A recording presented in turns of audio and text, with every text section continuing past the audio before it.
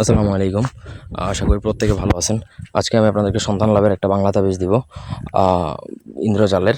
তো অনেকের আসলে সন্তান হয় না, যে কোনো কারণে হোক, হয়তো বা পুরুষ বন্ধা থাকে, অথবা স্ত্রী অথবা স্বামী স্ত্রী দুজনেরই সমস্যা থাকতে পারে। তবে এই তদবিরের মাধ্যমে বা যদি এই বিদ্যাটা করেন, সেক্ষেত্রে ইনশাআল্লাহ আল্লাহর মতে সৃষ্টিকর্তার সহায়তায় আপনি অবশ্যই আপনি সন্তান লাভ করতে পারবেন। আপনি বিশ্বাস নিয়ে এবং সৃষ্টিকর্তার উপর ভরসা রেখে যদি কাজ করেন, তাহলে ইনশাআল্লাহ আপনার কাজ হবে। সঠিক নিয়মে করতে হবে।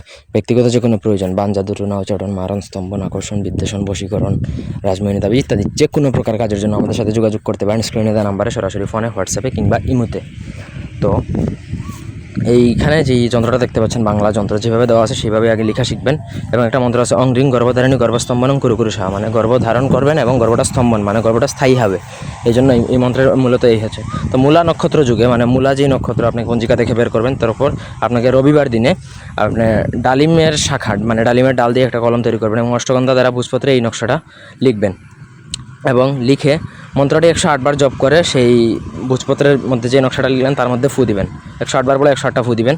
তারপরে আপনাকে সেটা সোনার তাবিজ অথবা মাদুলিতে ভরে আপনাকে যেই স্ত্রী ধারণ করবেন তার বা হাতে ধারণ করবেন, এই শেষ। এবং 4 মাস পর্যন্ত এই নকশাটা থাকবে, মানে তাবিজটা থাকবে। সোনার তাবিজটা বানাইতে আপনাদের একটু খরচ হইতে পারে, তবে যারা বাচ্চা কাচ্চা পায় না তাদের কাছে সোনার তাবিজ কেন, হীরার তাবিজ দিলেও তারা ধারণ করতে প্রস্তুত। যদি আপনি এইটুকু ত্যাগ স্বীকার করতে পারেন, ইনশাল্লাহ আপনার কাজ হবেই হবে।